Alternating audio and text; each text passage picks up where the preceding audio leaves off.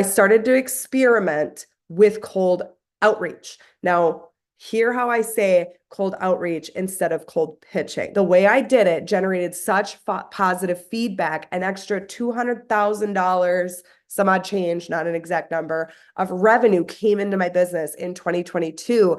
And I didn't receive one single negative response along the way. I did it differently. And now I'm coming here today to tell you how you can implement a cold outreach strategy that can 10x your business.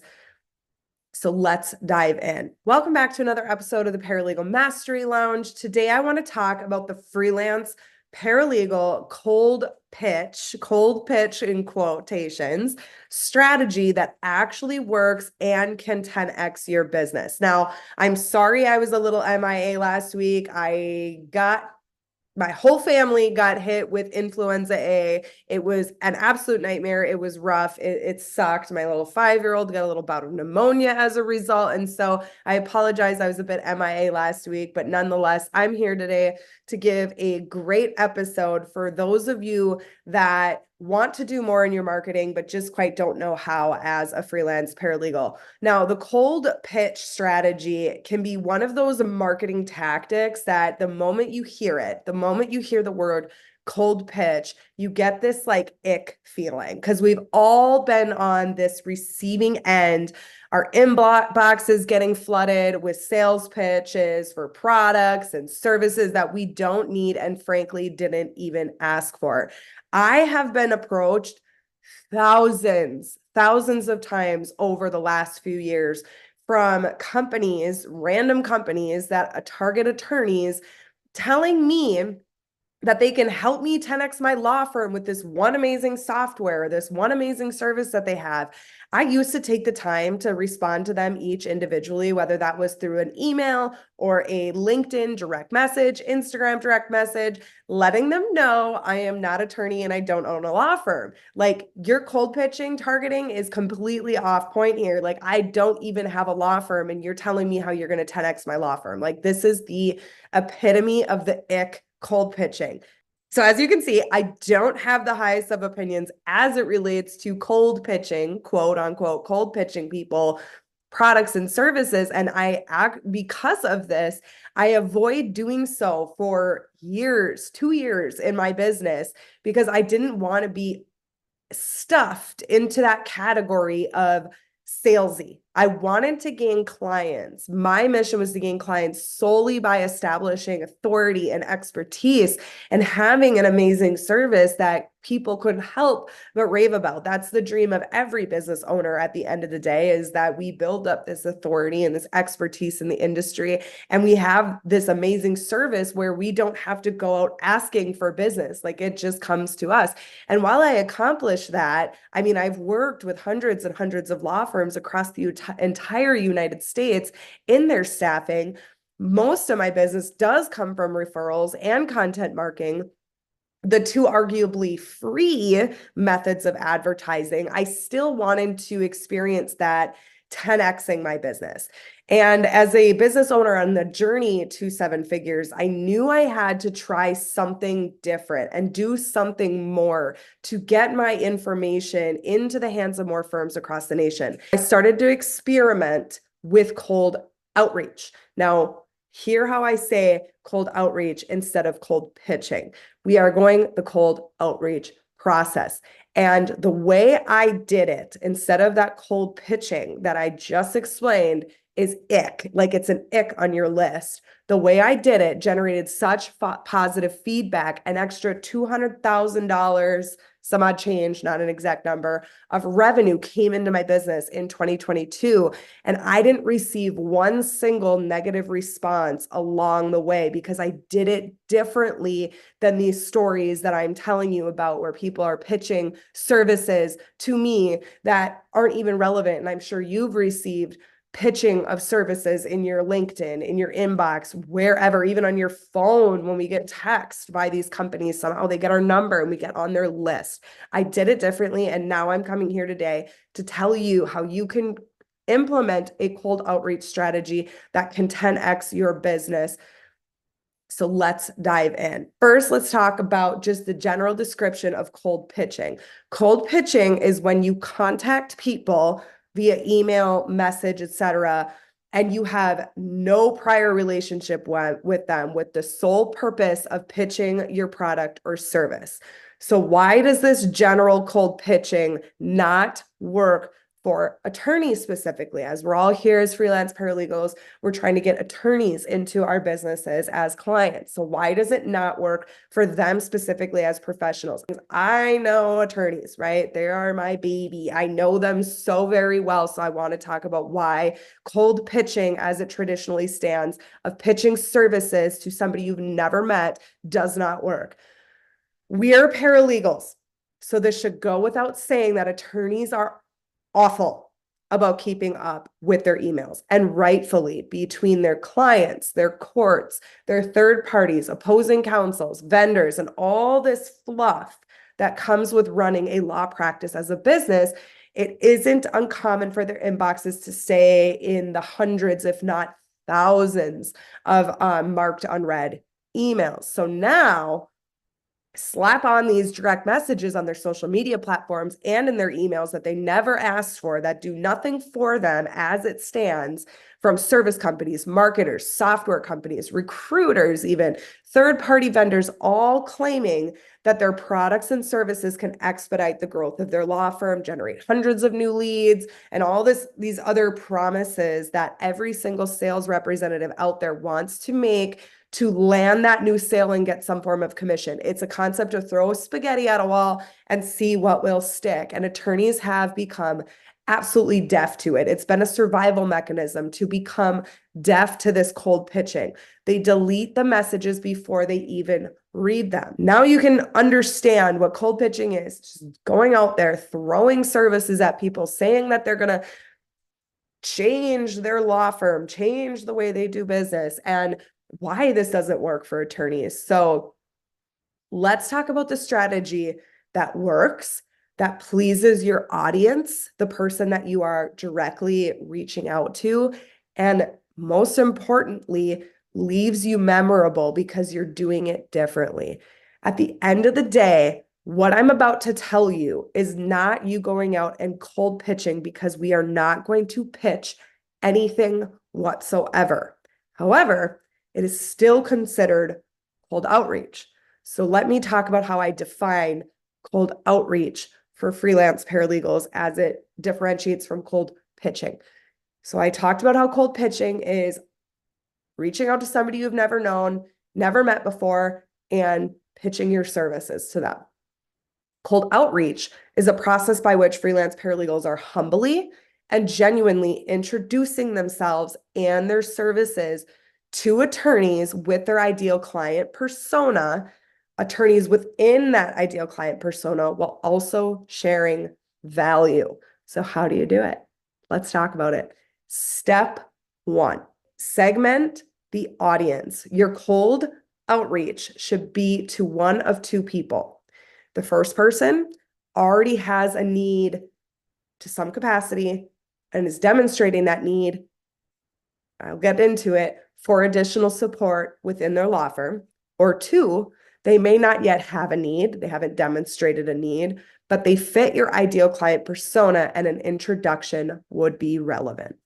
It's very simple to identify those ideal clients that have a need for additional support wherein your services could potentially be a great match. Simply conduct a targeted search on LinkedIn for attorneys in your practice area and state or states, practice areas, states, plural, singular, that are currently hiring for a paralegal or a legal assistant, depending on your unique service offering. Then when you go, so you're going to go look for those jobs, those things that align, identify who the hiring manager is on that posting. You can see that through LinkedIn typically.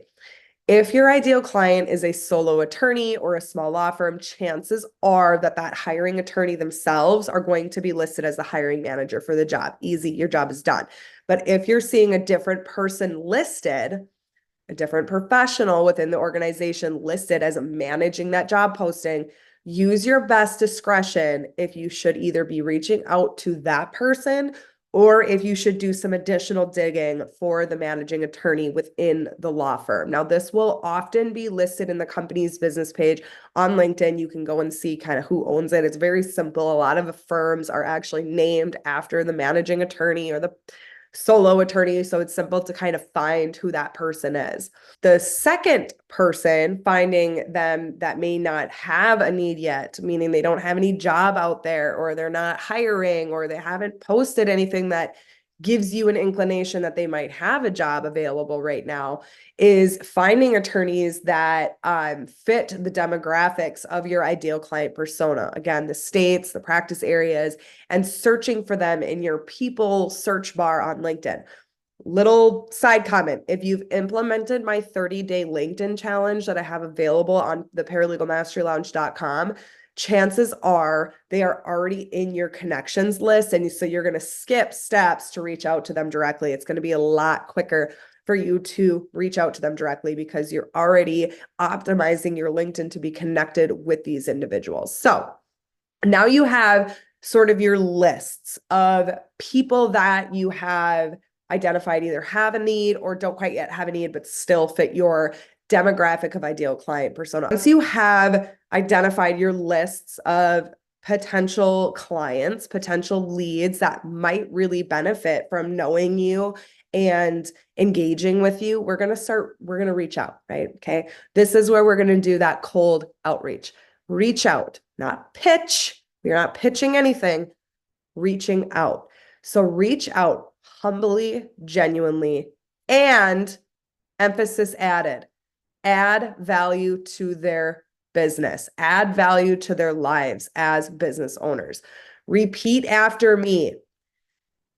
I could say this 100 times. We are not going to open our direct outreach with, hey, John, I offer freelance paralegal services to solo personal injury attorneys in Georgia, and then go on to list all the benefits of working with you and all the services you offer. We are not going to open our direct outreach with, I did a quick search on your business and notice you don't have a ton of support in your law firm. We are not going to assume things about them. We are not going to assume that we have even identified that this professional has a need yet. Let's try reaching out. I want you to reach out to attorneys in this way when you're applying the cold outreach strategy. It might sound a little bit like this.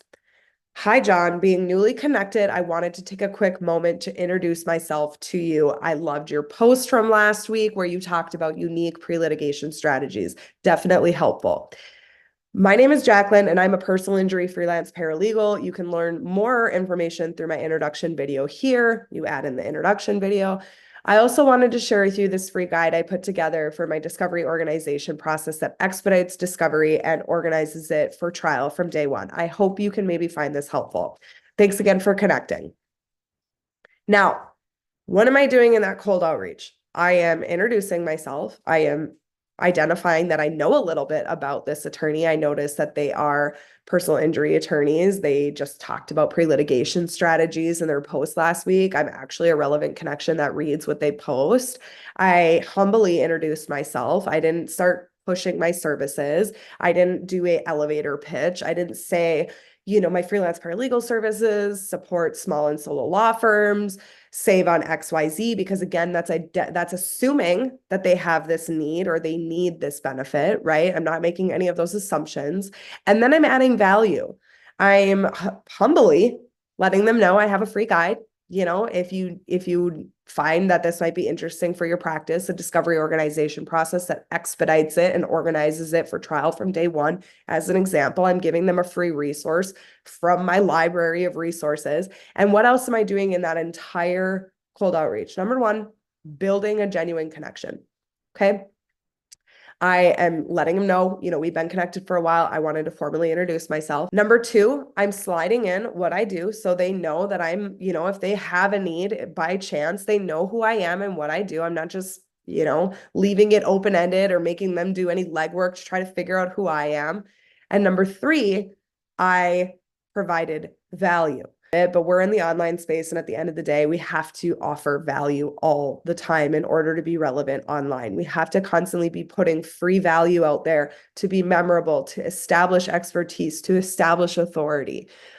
But we're doing so in a way that is providing value to somebody without anything in exchange. Granted, you are going to be receiving, if you're doing this right, you're going to be receiving their email. So you can continue to give them free value. They can unsubscribe at any time. But if that free guide seems really interesting to them and they go and grab it and now they're in your space, boom, you've just made a memorable connection with somebody. They will think of you when and if a need comes up. Now, I want to back up a little bit here on that introduction video. I used an introduction video because I found that if I start writing out pages of who I am, it immediately screams sales pitch. But if I had this general video that I led them to, and I posted this video on LinkedIn so that they can see, other people engage in it and me engage back, and it's just an introduction video. They don't have to watch it, but they can still get to that free value I'm offering quickly in that message. If I go and I type it, they can get lost. They could just take one quick glance and be like, this is way too long. But if they see that video and they have time, I'm going to watch it really quick. Or, oh, they offered this free guide. I'm curious to know more about who they are. That is where you're shortening up the message, but still providing all the information they need about who you are. And this is a very, very genuine, clever way to make a stronger connection than just having that connection on LinkedIn. You have now turned them into a warm lead. You've gone from cold to warm. So you are never, ever pitching services to somebody cold. Now, you could take this exact same lead 2 months later, a month later, a week later, pop in and say, hey, I hope all is well. Wondering if you had a chance to see my introduction. Don't sell. And if you had any questions, I could answer for you. Now, let me back up one more step. That is a general introduction that you will send to people that you have not identified have a need for your services yet. If you have identified a need, you can note, I came across your job on LinkedIn for a personal injury paralegal. I'm a freelance personal injury paralegal. You can learn more about me through this introduction video. But I also wanted to share with you this free guide I put together for my discovery organization process that expedites discovery, yada, yada, yada. Maybe that can shave off some time for your current staff while you're looking to supplement your team, right? So you just tweak it a little bit. You kind of already know they have a need and you want to stay relevant. You want to stay relevant to whether they have a need or they do not, but also remain very genuine and authentic in what you are saying to them as you are introducing. So cold outreach, not pitching. Traditional cold pitching often is going to yield negative reactions and minimal success rates. You might not get an outright rude comment back, you might, but it's going to have a very low success rate. As discussed, attorneys are too inundated with the nuances of running a practice. They cannot give any more space for unsolicited pitching of services. And this is very, very true for the legal profession. So by prioritizing the genuine connection, providing some sort of value, you as a freelance paralegal can successfully engage these attorneys and establish meaningful relationship. Now, the key is going to lie in segmenting that audience, so identifying potential needs and reaching out with that humility, that authenticity, and adopting these strategies. You're going to be able to navigate the challenges of cold outreach and achieve significant business growth while leaving a positive and lasting impression on potential clients. One last tidbit on what you're doing with this cold outreach strategy.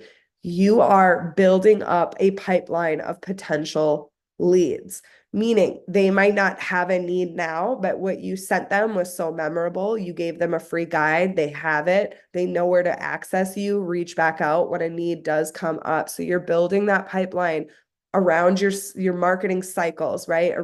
Marketing cycles are where people are in different stages of their business. So they're in different stages of your marketing cycle. They might just be gathering information right now. They might be ready to hire, but you're putting more people into that cycle. So eventually more people start coming out, scheduling discovery calls with you, and signing you as their new freelance paralegal. As always, I hope this episode was helpful. If you have any questions at all and you're on YouTube, leave them in the comments. Don't forget to subscribe. If you are listening on the podcast, make sure to leave us a rating if you've enjoyed today's episode. I very much appreciate the ratings. It helps the podcast grow and helps more paralegals realize their freelance realities. And follow me on all the socials. Get over to my LinkedIn. I am there heavily. Get over to my TikTok. Get over to my Instagram. Get into our free Facebook community, Paralegal Mastery Lounge. You will find it. Links are all in the description. And until next time, have great days ahead of you.